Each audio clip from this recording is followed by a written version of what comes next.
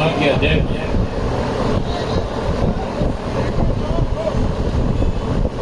अभी आपके राबू होकर के गए भाई रवि आजाद जी लगातार इस आंदोलन को, इस किसानों की मांग को लेकर के आपकी लड़ाई लड़ने वाले भरत झाझड़िया जी, भाई दीवान सारण जी, नरेंद्र सारण जी और जयप्रकाश काछड़िया जी, जिन्होंने दिन तक तो तहसील में बैठ करके आपकी लड़ाई को लड़ने का काम किया और जब तहसील में आंदोलन चल रहा था तो मैं मिल करके आया। मैंने उस वक्त के प्रशासन को बताया था, प्रशासन से कहा था कि आप हमारी परीक्षा मत लो। हमने बहुत लंबा आंदोलन लड़ा, हमने देश के प्रधानमंत्री को भी मजबूर किया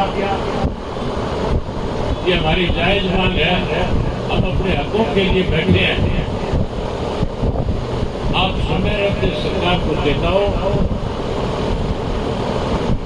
ताकि आंदोलन को शांतिपूर्वक तरीके से लोगों के साथ न्याय मिल सके।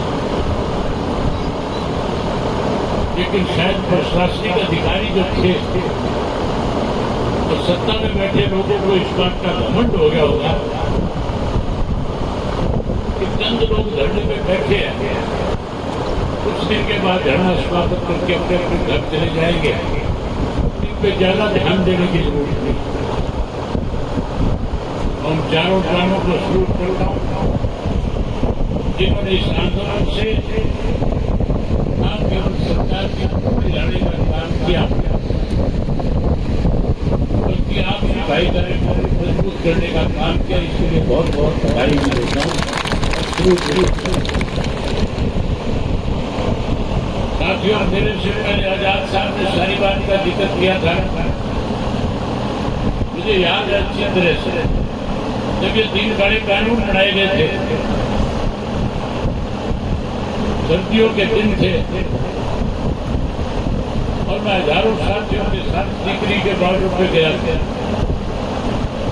जब टिकरी के बॉर्डर पे पहुंचा तो जब किसान आंदोलन का संचालन कर रहे थे नेता, उन्होंने मेरे सामने ये प्रस्ताव रखा कि हमारा फैसला है, अगर कोई हमारे मंच पे आए तो पहले वो इस्तीफा लेकर के आए, वो राजनीति से ऊपर उठ करके किसान की मदद करने के लिए अपने पद त्याग करके आए। मैंने उनको उसी वक्त कह दिया आप निश्चित रहो, मेरी रगों में चौधरी देवीलाल का खून है और मैं कोई ऐसा फैसला लूंगा जिससे आपके आंदोलन को भी ताकत मिलेगी और देश के प्रधानमंत्री को भी सोचने पर मजबूर होना पड़ेगा। उसी वक्त मैंने उसके साथियों को बुला लिया और मैंने कहा 26 जनवरी को तिरंगा यात्रा जाएगी दिल्ली के अंदर, किसान लेकर के जाएगा। अगर 26 तक ये कार्यक्रम खत्म नहीं हो तो 27 को इस्तीफा देकर के आपके बीच में आकर के बैठ जाएगा। और मैंने 26 तारीख तक इंतजार किया। 26 को जब ट्रैक्टर यात्रा गई थी, उस ट्रैक्टर यात्रा में शामिल हुआ। उस ट्रैक्टर यात्रा में जब जा रहे थे तो दिल्ली के लोगों में केंद्र की सरकार ने बड़ी दहशत फैला रखी। ये क्या रखा था, किसान ट्रैक्टर पे बैठ करके आएगा, अरे दिल्ली को लूट करके ले जाएगा। 26 तारीख की शाम होते होते जब दिल्ली के लोगों ने उस किसान की ट्रैक्टर यात्रा को, तिरंगा यात्रा को फूल मालाओं के साथ स्वागत किया, लोगों ने जगह जगह मिठाइयाँ खिलाई, दूध खिलाए, लंगर लगाए, तो प्रधानमंत्री को लगा कि अब दिल्ली के लोग भी किसानों के साथ खड़े हो गए। कैसे उस आंदोलन को तोड़ा जाए उसके लिए बहुत बार नए नए षड्यंत्र रचे गए, अलग अलग नाम आंदोलन को दिए गए, उस वक्त भी एक के आंदोलन को तोड़ने का एक प्रयास केंद्र की सरकार की तरफ से किया गया।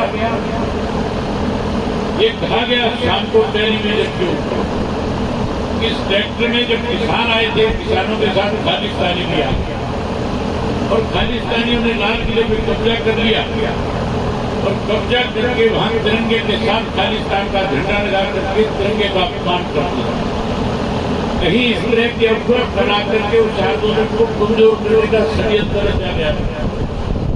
बात मैं आपको इसलिए बता रहा हूं, मुझे 27 तारीख को इस्तीफा देना था और 26 तारीख को कानून वापिस नहीं गई।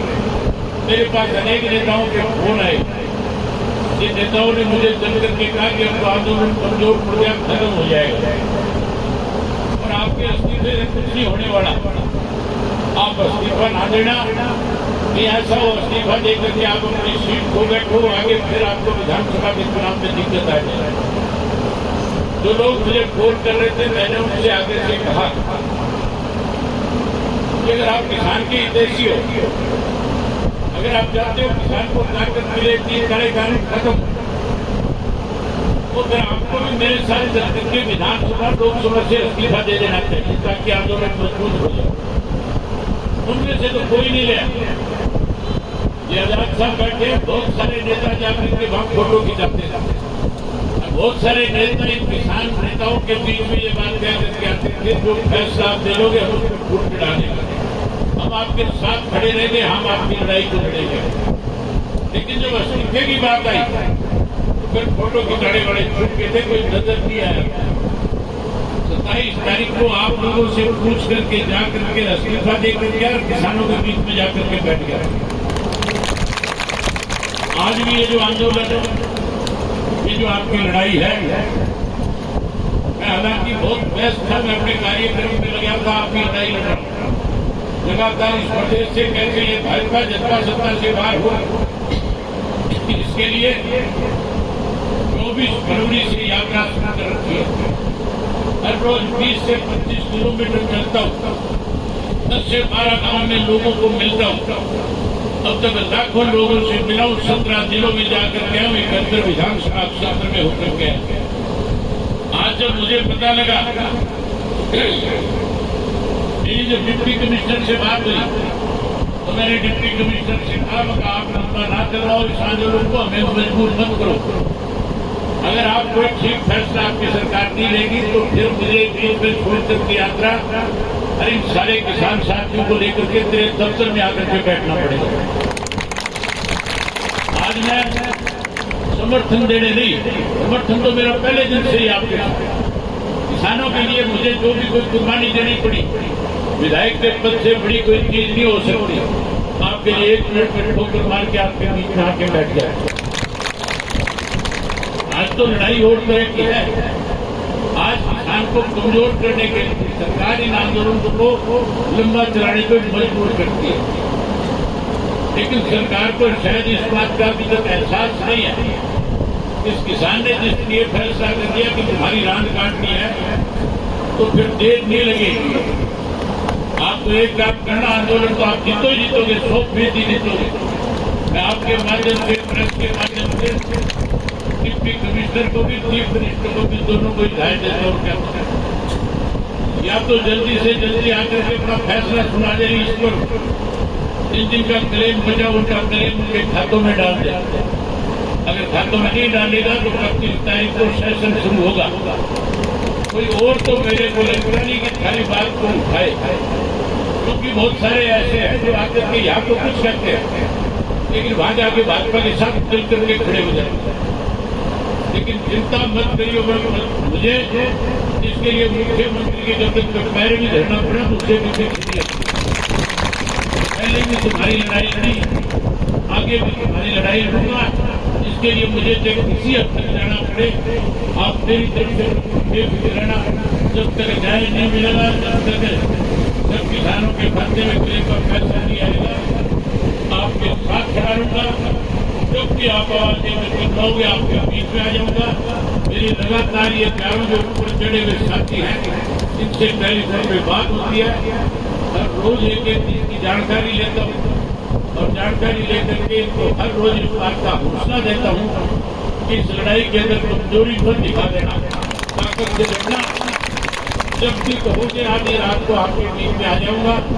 एक बार फिर प्रशासन को भी, सरकार को भी इस बात की आपके माध्यम से चेतावनी देता हूँ कि या तो एक हफ्ते से पहले सोमवार मंगलवार तक, आज शनिवार हो गया, मंगलवार की सुबह तक शाम तक या तो क्लेम देना शुरू कर दे। अगर नहीं देना शुरू करेंगे तो फिर बुधवार को आपके बीच में आकर मैं बैठ जाऊंगा, फिर देखूंगा कैसे करेंगे।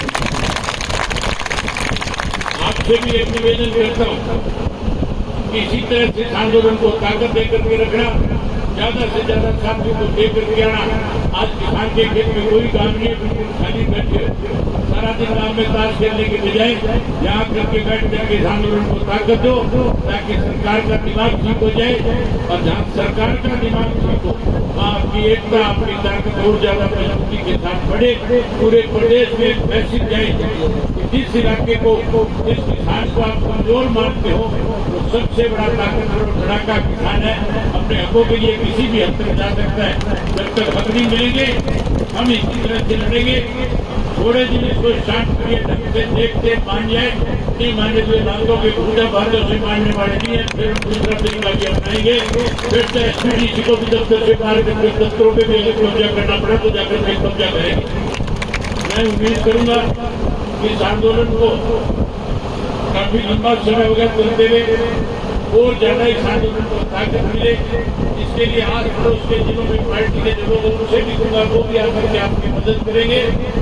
नहीं उसके साथ साथ आपके आंदोलन में कोई कमी ना आए, इसके लिए 1 लाख रुपए अपने तरफ से दे करके देता हूँ। तो पुलिस तक पहुंच होगी कि मुझे बता देना, आपके लिए फूड भी बेच रहा हूँ, वो भी बेच करके आपको दूंगा। उम्मीद करूंगा सारे साथी इसमें योगदान करेंगे और आंदोलन को बहुत ताकतवर बना करके सरकार को मजबूत करने का काम करेंगे। कुछ पैर उठे घूमे हैं, ध्यान रखना। आपको याद होगा मेरा इलाहाबाद का उपचुनाव जब था, जब किसानों की टोली बांध करके आया करते थे और कहते थे हमको किसानों की हितैषी है, लेकिन वोट भाजपा के लिए मांगा करते थे। उन लोगों का ध्यान रखना। आपकी मैंने सुना था कल परसों वो जरूरी यहाँ करके क्या था, कांग्रेस का 1 नंबर का एजेंडा, ध्यान रखिए इसका। ये बेईमान तुम्हें कहीं बेच रहा है, ऐसे लोगों को अपना आंदोलन हाथ में मत देना। आज जैसे साथियों पे विश्वास और भरोसा करना, जिन्होंने किसानों की लड़ाई लड़ने का काम किया है। मैं उम्मीद करूंगा कि ऐसे गैर रुपयों को दूर रखोगे और अपने सच्चे हितैषियों को अपने बीच में खड़ा करके इस आंदोलन को ताकतवर बढ़ाओगे। आप सब ने मेरी बात सुनी, आप सबका बहुत धन्यवाद। जय हिंद, जय हरियाणा।